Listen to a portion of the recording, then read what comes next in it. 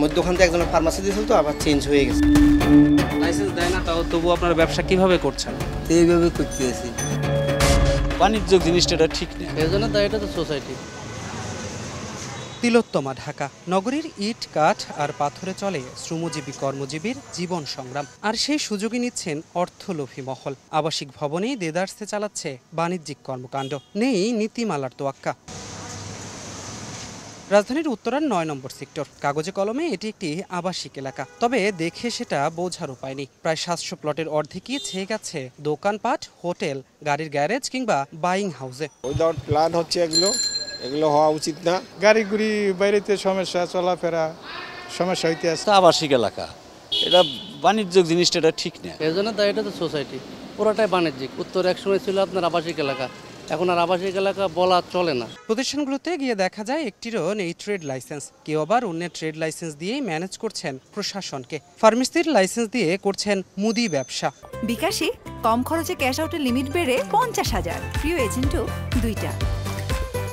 মধ্যখান থেকে একজনের ফার্মাসি দিয়েছিল তো আবার চেঞ্জ হয়ে গেছে। চেঞ্জ হওয়ার পরে আমরা এটা করছি, মানে একটু দেখতে পারি আপনারা একটু ওটা আগে তো লাইসেন্স দেয় না তো।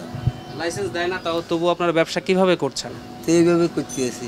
আবাসিক এলাকার ভেতরে কি ট্রেড লাইসেন্স দেয়? তাই এটা এতটুকু আইডিয়া নাই, আমার মালিক আছে তো মালিকই বলতে পারবে।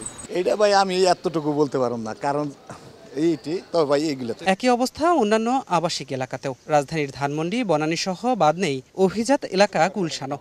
8টা করে গাড়ি আনাগোনা হয়।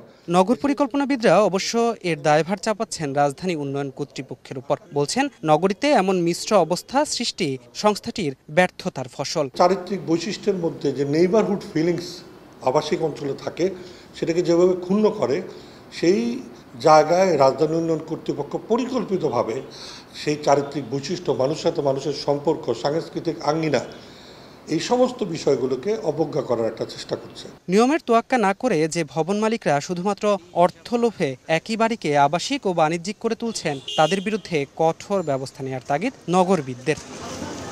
নিরাপদ ও পরিকল্পিত নগরী আমরা সবাই চাই, তবে এর মাঝেও রয়েছে নীতিমালা জটিলতা।